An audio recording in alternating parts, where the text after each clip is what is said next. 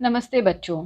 मासूम उम्र को बहुत ही संभाल कर रखना पड़ता है, वरना उनका मन भटक सकता है, उनकी भावनाएं दूषित हो सकती हैं।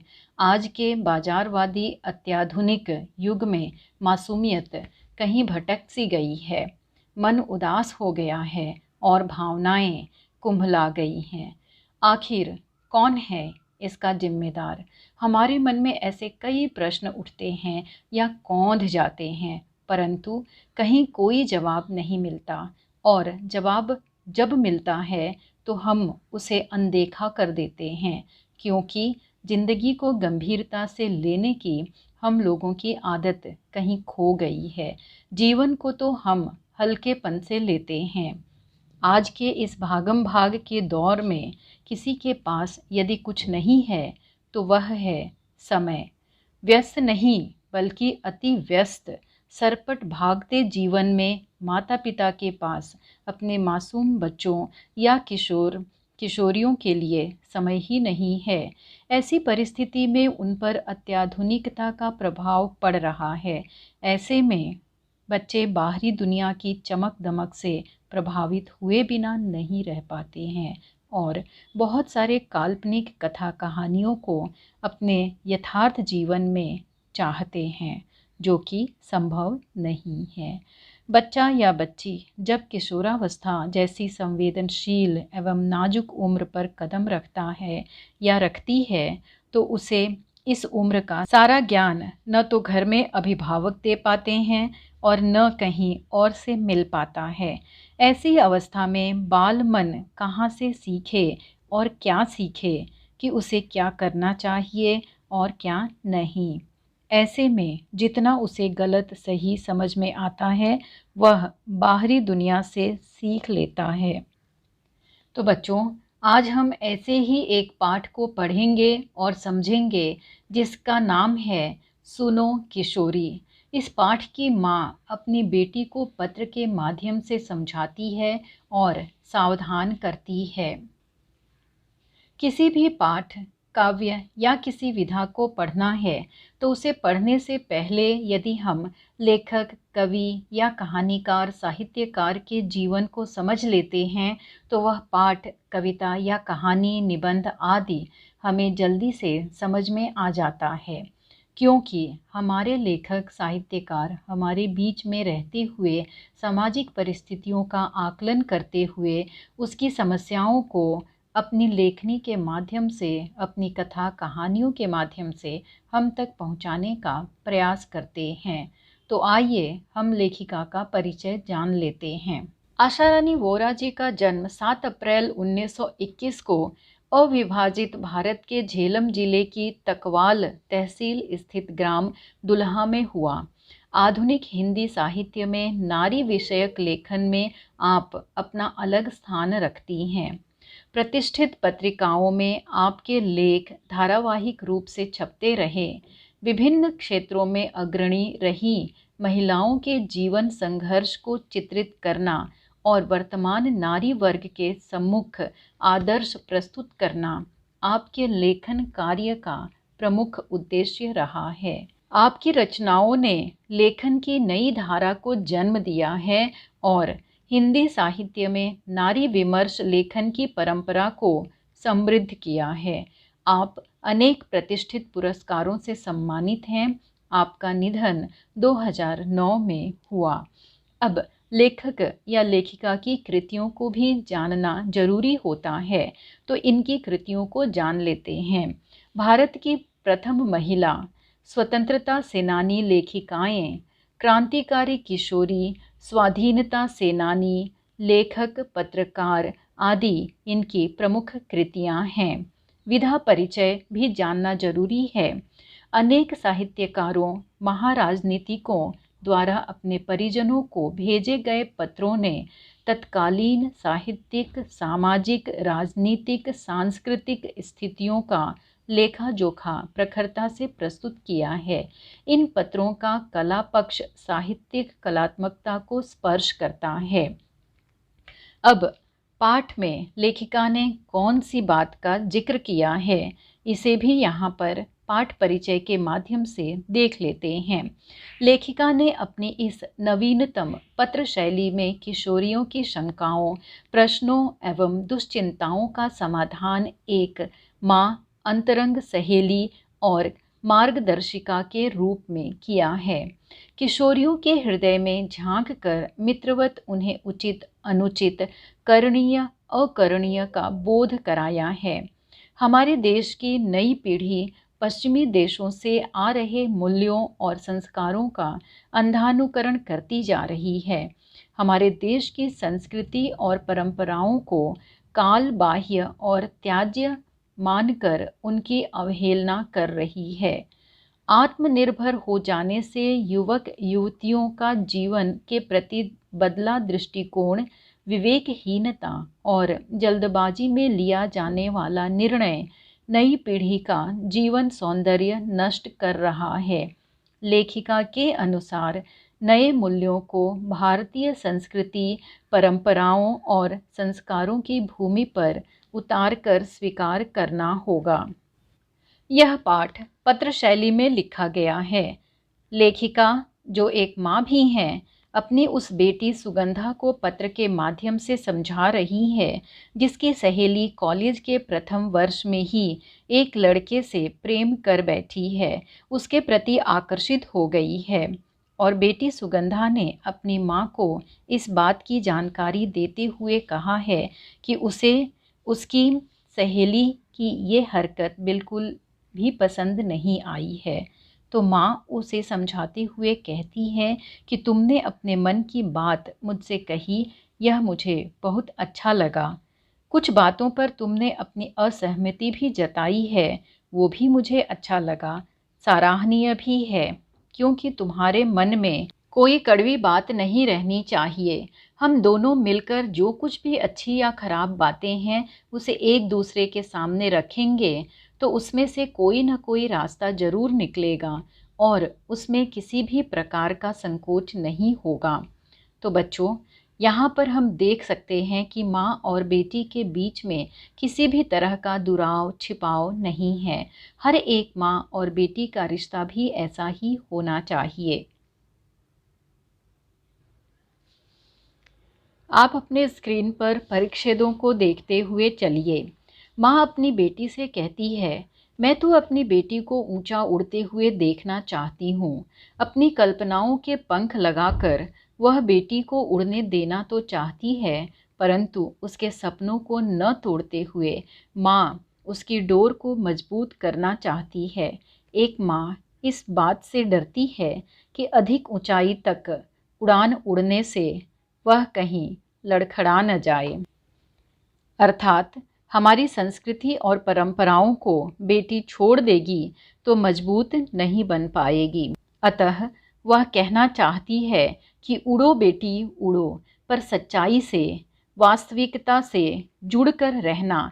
कहीं ऐसा न हो कि धरती से जुड़ी डोर न चाहते हुए भी, इच्छा न होते हुए भी कहीं ऐसी जगह पर गिर जाए जो उसके लिए उचित न हो और उसकी कल्पनाओं के पंख घायल न हो जाएं और उसका फ़ायदा कहीं कोई अनजान व्यक्ति न उठा ले। माँ अपनी बेटी से कहती है, वैसे तो तुम बहुत समझदार लड़की हो।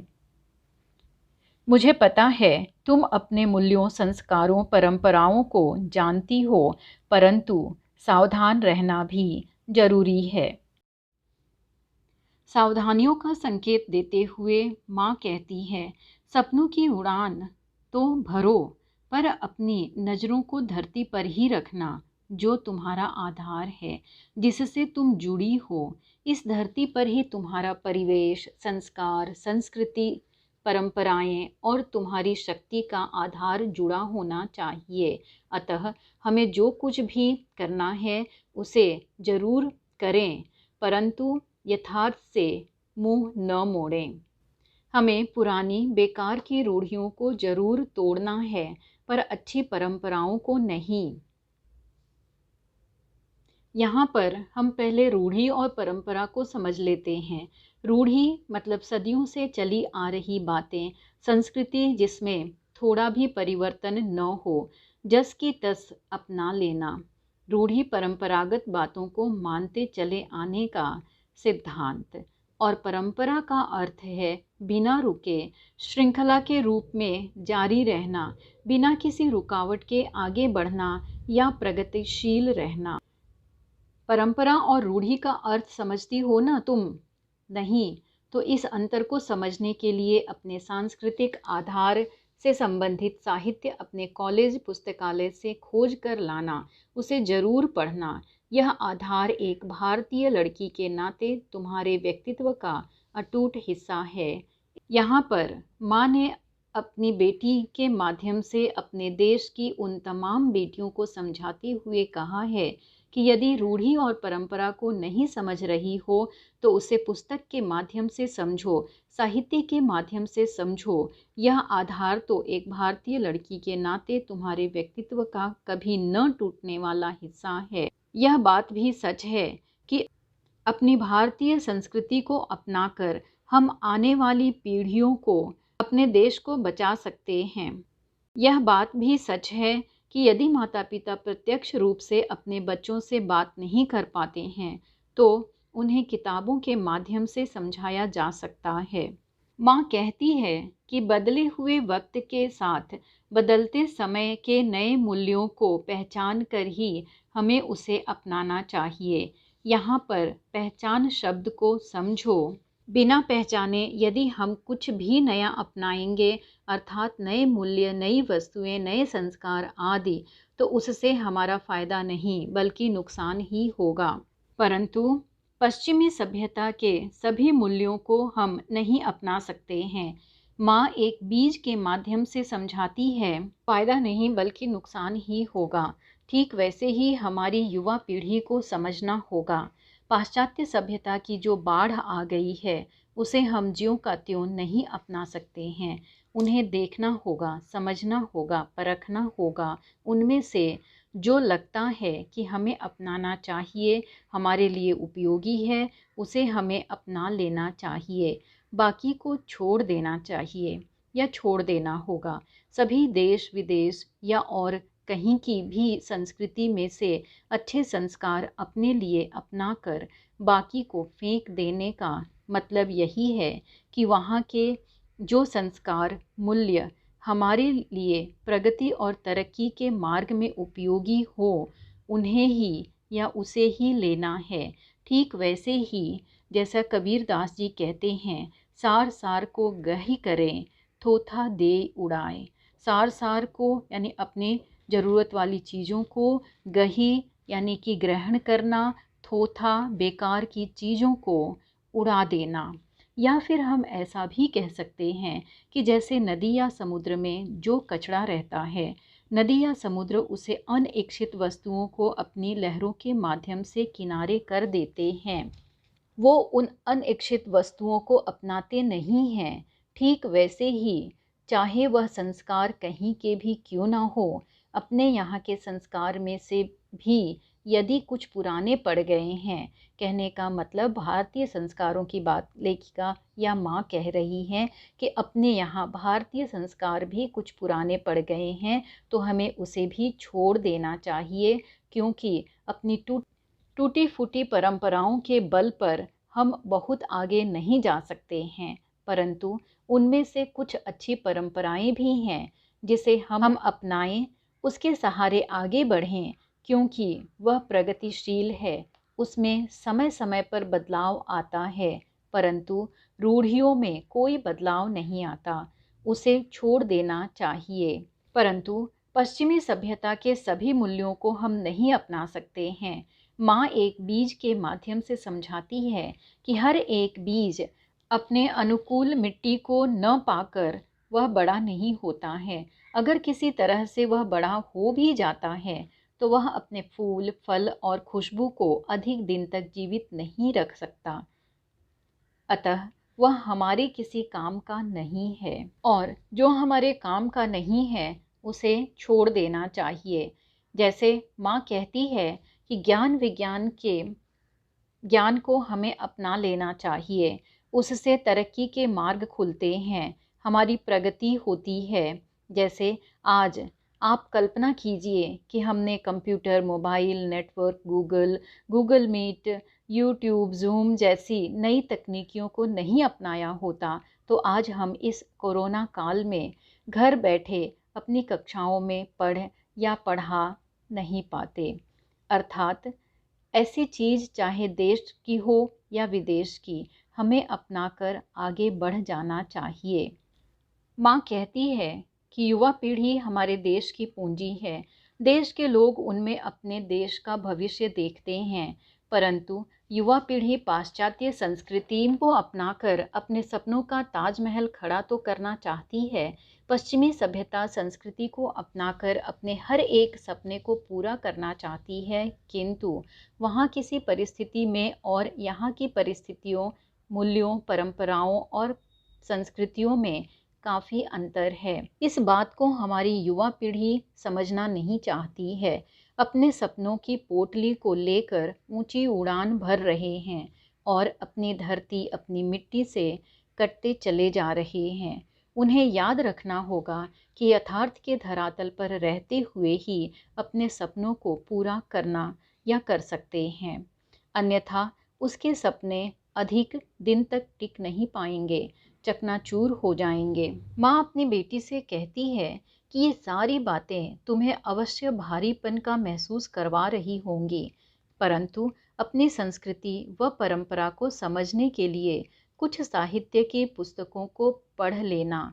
अपनी धरती से जुड़ने का भरपूर ज्ञान वहाँ मिल जाएगा, क्योंकि हमारे लेखक, कवि और साहित्यकारों ने भी इसी समाज की परंपराओं के माध्यम से समाज की परंपराओं, मूल्यों, संस्कृतियों को हमारे सामने प्रस्तुत किया है या करते रहे हैं। अपनी परंपराओं, संस्कृतियों और मूल्यों को जानना हर युवा वर्ग के लिए, हर एक भारतीय लड़की के लिए अत्यंत आवश्यक है, जिससे वह अपनी धरती, अपनी जड़ों को अच्छी तरह से पहचान सके, जिसकी वजह से सुगंधा चिंतित है। माँ अपनी बेटी की सहेली रचना के बारे में कहती है, जिसकी वजह से सुगंधा चिंतित है कि उसे अपनी मर्यादा में रहना चाहिए। यहाँ पर सिर्फ एक रचना का संघर्ष नहीं है, बल्कि हमारे देश की सभी लड़कियों का संघर्ष है, पूरी युवा पीढ़ी का संघर्ष है। आज की युवा पीढ़ी पुराने मूल्यों, संस्कारों को काट फेंकना चाहती है। उन्हें किसी की बात सुननी नहीं है, परंतु उन्हें नए नए मूल्यों का निर्माण जरूर करना है, जो कि उन्हें निर्माण करना अभी तक आया नहीं है। माँ का कहना है कि यदि नए मूल्यों का निर्माण करना ही है, तो पहले अपनी धरती पर ज्ञान विज्ञान टिकाकर अपनी शक्ति से सीमा रूपी पगडंडी को काटो और उसे चौड़ा कर। यहाँ पर पगडंडी, चौड़ा रास्ता से तात्पर्य है कि अभी तुम युवावस्था में हो, तो तुम जीवन के उस कच्चे रास्ते पर हो जिसे पगडंडी कहते हैं, परंतु धीरे धीरे तुम अपने लक्ष्य, अपनी मंजिल को अपनी मेहनत से, लगन से प्राप्त कर लोगे, तो उसी दिन वही पगडंडी चौड़े रास्ते में बदल जाएगी। यानी तुम्हारे सामने एक चौड़ा रास्ता होगा, जो तुम्हारे अपने जीवन का होगा, जिसमें तुम खुश रह सकोगे। माँ अपनी बेटी सुगंधा के माध्यम से रचना को ही नहीं, बल्कि भारत देश की उन तमाम लड़कियों से कहती है कि बड़ी बड़ी बातें करना आसान है, परंतु छोटी सी क्रांति दिखाना बहुत ही मुश्किल है, और एक झटके से टूट जाना, हार जाना तो और भी बेवकूफ़ी है। यहाँ पर हरिवंश राय बच्चन जी की एक कविता मुझे याद आ गई। कवि ने इसमें 3 पीढ़ियों का जिक्र किया है। पौधों की इन 3 पीढ़ियों के माध्यम से भारतीय समाज की प्रवृत्तियों में आए परिवर्तन को बड़े मार्मिक ढंग से बताया है। पहली पीढ़ी अपनी वर्तमान अवस्था से संतुष्ट है। कवि से कहती है कि हमें आंधी तूफानों का सामना नहीं करना पड़ता है, हमारे बड़े बुजुर्ग सब देख लेते हैं। दूसरी पीढ़ी असंतुष्ट है, इस अवस्था को दुर्भाग्यपूर्ण मानती है, परंतु कुछ बोलती नहीं है, काम चल रहा है ऐसा मान लेते हैं। परंतु तीसरी पीढ़ी उन अवस्थाओं को उन अवस्थाओं को जस का तस स्वीकार करना नहीं चाहती है। कवि को देखते ही आक्रोश में आकर अपने पूर्वजों का विद्रोह करती है। तीसरी पीढ़ी कहती है कि हमको छोटा रखकर ही यह बड़ा बना है। जन्म अगर हम पहले पाते तो हम इसके अग्रज होते, हम इसके दादा कहलाते, इस पर छाते। नहीं वक्त का जुल्म हमेशा हम यूं ही सहते जाएंगे। हम कांटों की आरी और कुल्हाड़ी अब तैयार करेंगे। फिर जब आप यहाँ आएंगे बरगद की डाली डाली कटती पाएंगे। ठूंठ मात्र यह रह जाएगा नंगा बूचा और निगल जाएंगे तब हम इसे समूचा। बच्चों, तीसरी पीढ़ी कोई और नहीं बल्कि हमारी युवा पीढ़ी है। तो बच्चों, आज की युवा पीढ़ी भी कुछ इसी तरह से क्रोधित है, कुंठित है, परंतु माँ अपनी बेटी सुगंधा को संबोधित करते हुए कहती है कि रचना को अपने कॉलेज के प्रथम वर्ष में ही ऐसा कदम नहीं उठाना चाहिए। उसे सावधानी से काम लेना चाहिए। यदि ज़रूरी हो तो उस लड़के से दोस्ती रखे और सोच समझकर आगे बढ़े। कॉलेज काल के जीवन में वह उससे दोस्ती रखे, जांचे परखे कि वे आगे चलकर एक दूसरे की प्रेरणा और ताकत बनेंगे। रास्ते का रोड़ा तो नहीं बनेंगे। जिससे वह प्रभावित हुई है उसे धैर्य रखना होगा। उसे लगता है कि उसने सही काम किया है तो उसे पहले अपनी पढ़ाई पूरी करनी चाहिए। पढ़ाई खत्म होने पर यदि पहले जैसा लगाव है और वे दोनों एक दूसरे की कमियों अच्छाइयों को जीवन भर निभा पाएंगे या निभा पाने में सक्षम हो जाएंगे तो वे अवश्य एक दूसरे को अपनाएं, एक दूसरे के हौसले को बढ़ाएं, परंतु संघर्ष तो करना ही होगा। माँ की राय में रचना के दोस्त को, यानी जिस लड़के से रचना प्रभावित हुई है, उसको धैर्य से प्रतीक्षा से काम लेना होगा, प्रतीक्षा करनी होगी। इस बीच पूरे जतन के साथ एक दूसरे के लिए स्वयं को तैयार करें। पढ़ाई के बीच में शादी कर लेना बेवकूफ़ी होगी, क्रांति तो नहीं होगी। उल्टे वे अपनी तरक्की प्रगति के मार्ग को स्वयं बंद कर बैठेंगे। ऐसी जल्दबाजी वाली क्रांति असफल हो जाती है। जल्दबाजी में लिया गया कोई भी फैसला हमें सफलता नहीं दे पाता है, असफलता की ओर ले जाता है। यह तो जीवन का बहुत बड़ा फैसला है। शादी एक बहुत बड़ी जिम्मेदारी होती है। इसके माध्यम से परिवार ही नहीं, समाज और देश को भी आगे ले जाने के कर्तव्य को बखूबी निभाना पड़ता है। अतः सोच समझकर उसे फैसला लेना चाहिए। तो बच्चों, आज हमारी युवा पीढ़ी भी कहीं भटकती चली जा रही है। इस उम्र में अपने लक्ष्य, अपनी मंजिल को प्राप्त करने की कोशिश करनी चाहिए। कॉलेज में पहुंचते ही किसी के प्रति प्रभावित हो, उससे शादी का फैसला बेवकूफ़ी वाला होता है या होगा। थोड़े समय के बाद इसके बारे में सोचना चाहिए। पहले अपनी शिक्षा पूरी करनी चाहिए, तब शादी जैसे महत्वपूर्ण विषय पर विचार करना चाहिए। परंतु युवा पीढ़ी का सारा ध्यान यूटोपिया लोक यानी कल्पनाओं की दुनिया में। माँ कहती है, सुगंधा, रचना की इस मूर्खतापूर्ण क्रांति में उसकी सहायता न करने का तुमने जो फैसला लिया है वो एकदम सही है। मैं उसकी तारीफ़ करती हूँ, परंतु उसे समझाना, उसकी भलाई के बारे में सोचना भी तुम्हारा ही काम है, तुम्हारा कर्तव्य है, क्योंकि तुम उसकी अच्छी सहेली हो। ऐसा कहते हुए लेखिका सुगंधा को प्रेरित भी करती है कि वह उससे संभल कर बात करे, उसे समझाए। वे कहती हैं कि दोष केवल रचना का नहीं है बल्कि उसकी उम्र का भी है, अर्थात किशोरावस्था में जोश के साथ बहुत कुछ कर गुजरने का हौसला होता है।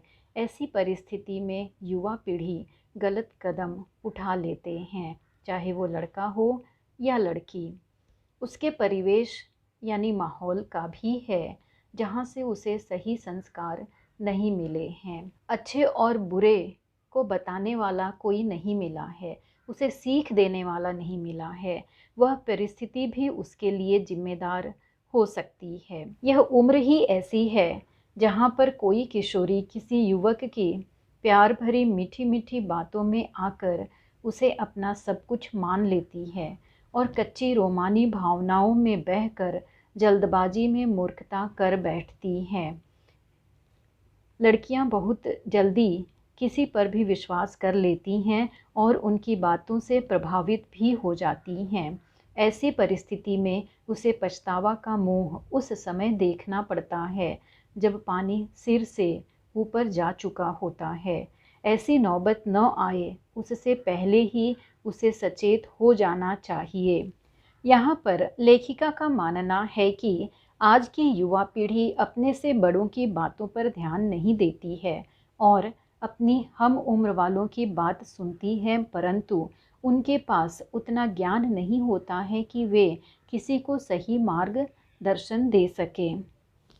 अतः लेखिका यानी माँ यहाँ पर सभी किशोरियों को आगाह कर रही हैं कि अपने सुंदर सुखमय जीवन को छोटी सी उम्र में बर्बादी की ओर न ले जाएं।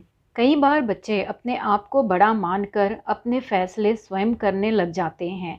माता पिता या घर वालों को कुछ बताना पसंद नहीं करते हैं, क्योंकि उसे स्नेह और गलत और सही में फ़र्क दिखाने वाला कोई नहीं होता है।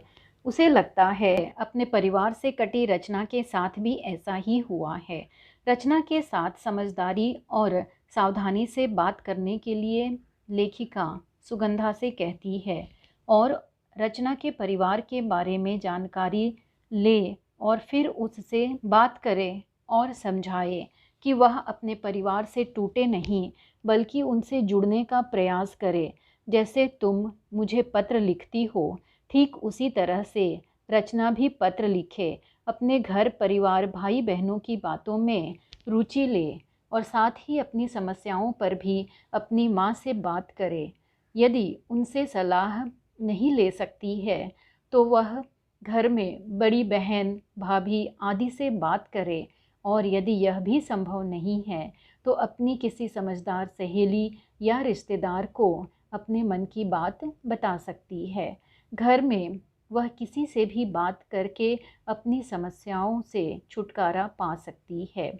एक अच्छी सहेली होने के नाते तुम्हारा भी कर्तव्य है कि तुम भी उसे समझाओ।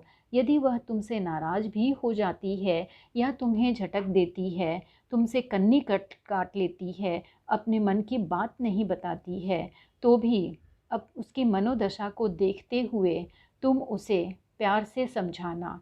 अच्छी सहेली होने के नाते उसे अकेला मत छोड़ना। यहाँ पर तो यही दोस्ती का फ़र्ज होता है कि अच्छे दोस्त होने के नाते एक दूसरे को समझाया जाए। यदि तुम साथ छोड़ दोगी तो वह टूट जाएगी, अकेली पड़ जाएगी, उसी रास्ते चली जाएगी जहाँ तुम उसे जाने नहीं देना चाहती हो। यहाँ पर तुम्हारे धैर्य और संयम की भी परीक्षा है। लेखिका सुगंधा को प्रेरित करती है कि उसे गलत रास्ते से बचाए और गलत रास्ते पर न जाने दे। ये बात भी सच है कि युवा पीढ़ी अपनी उम्र वालों का कहना बहुत जल्दी मान लेती है। माँ सुगंधा से कहती है, यदि ज़रूरत पड़े तो उस लड़के से भी बात करो, उसे भी समझाओ, उसके मन की बात जानकर तुम अपनी सहेली को अवगत कराओ। एक अच्छी सहेली होने के नाते वह तुम्हारी बात का बुरा मान जाए, परंतु तुम्हें उसका बुरा नहीं मानना है। उसको समझाने का काम करते हुए सावधान रहना है, नहीं तो रचना समझने की बजाय अपनी पढ़ाई पर ध्यान दे। अपनी सहेली को भी इन सब बातों से अवगत करा सकती हो, परंतु तुम्हें भी सतर्कता सावधानी बरतनी होगी। अक्सर यह भी देखा जाता है कि कोई अपनी सखी या दोस्त को किसी मुसीबत से बचाना चाहता है तो उसके उसी मुसीबत में फंसने की नौबत अधिक बढ़ जाती है। अतः तुम्हें बड़ी सावधानी से काम लेना होगा। समझने की बजाय विपरीत दिशा में चली जाएगी। इस उम्र में बच्चे यूं ही कुछ सुनना नहीं चाहते हैं और उल्टी दिशा में चले जाने को तत्पर हो जाते हैं। जहां तुम उसे जाने नहीं देना चाहती हो, तुम्हें धैर्य और संयम से काम लेना होगा। यह तुम्हारी भी परीक्षा है। हो सके तो उसके दोस्त से मिलकर उसे भी समझाओ। यदि लगता है कि वह लड़का सही है तो तुम उसे भी समझाओ कि पढ़ाई के बीच ऐसा कुछ गलत कदम न उठाए और उससे कोई गलत कदम न उठाने का वादा लेना होगा, वरना दूसरों की आग बुझाते अपने हाथ जला लेना कोई अनहोनी या असंभव बात नहीं है। यहाँ पर मुझे दुष्यंत कुमार जी की गज़ल याद आ रही है। वह कहते हैं, खड़े हुए थे अलावों की आँच लेने को, सब अपनी अपनी हथेली जला के बैठ गए। ठीक उसी तरह से यहाँ पर माँ सुगंधा को सचेत करती है। इसलिए मैंने कहा है, यह तुम्हारी सूझ समझ की भी परीक्षा होगी। और एक बात यह मत समझना कि सलाह केवल तुम बेटी हो इसलिए दी जा रही है। यही सलाह कोई भी माँ अपने पुत्र को भी देगी। ये बातें बेटा बेटी के लिए समान रूप से लागू होती हैं। मैं इसके परिणाम की प्रतीक्षा करूँगी। अगले पत्र में जानकारी देना दोगी ना तुम्हारी माँ। सुनो किशोरी पत्र संग्रह से यह पाठ लिया गया है। तो बच्चों, इस पाठ से आप लोगों ने बहुत कुछ सीख लिया है। सबसे पहले तो गलती करनी नहीं है, ऐसा ठान लो। यदि ऐसा कुछ हो भी गया तो चाहे कितनी भी बड़ी गलती क्यों न हो जाए, आपका प्रथम कर्तव्य है कि अपने घर वालों को बताओ। हम सभी जानते हैं कि किशोर एवं किशोरियों के पास बहुत सारी बातें होती हैं। वे कहना अधिक और सुनना कम पसंद करते हैं। इसलिए बड़ों की भी ये जिम्मेदारी बनती है कि उनकी बातों को ध्यान से सुने एवं कहने का मौका अधिक से अधिक दें। और हाँ, सबसे पहले अपने घर का वातावरण सात्विकता से भरना चाहिए, जहाँ पर उत्तम मूल्यों को व्यवहार में उतारा जा सके, क्योंकि परिवार तो प्रथम पाठशाला है। सबसे पहले बच्चे एवं किशोर यहीं पर सीखते हैं। अतः मूल कारण को ठीक करना चाहिए, बाकी तो अपने आप ही ठीक हो जाएगा। हर एक भारतीय माँ अपनी बेटी या अपने बेटे को अपनी संस्कृतियों परंपराओं से जोड़ने का भरसक प्रयास करती है। उसे भय इस बात का है कि पाश्चात्य सभ्यता की आंधी उसके बच्चों को अपनी चपेट में उससे कहीं दूर न ले जाए। अतः हर माँ का कर्तव्य है कि वह अपने बच्चों को अच्छे संस्कारों से पल्लवित और पोषित करे। और बच्चों की भी यह जिम्मेदारी है कि वे अपनी माँ की भावनाओं को समझें और अपने मन की बातों को उनसे साझा करें। तो ठीक है, हम आज की कक्षा को यहीं पर समाप्त करते हैं। वैसे तो मैंने कठिन शब्दों के अर्थ को बीच बीच में अनुच्छेद के माध्यम से बताया है, परंतु फिर भी आप अपने स्क्रीन पर इन कठिन शब्दों के अर्थ को देख सकते हैं।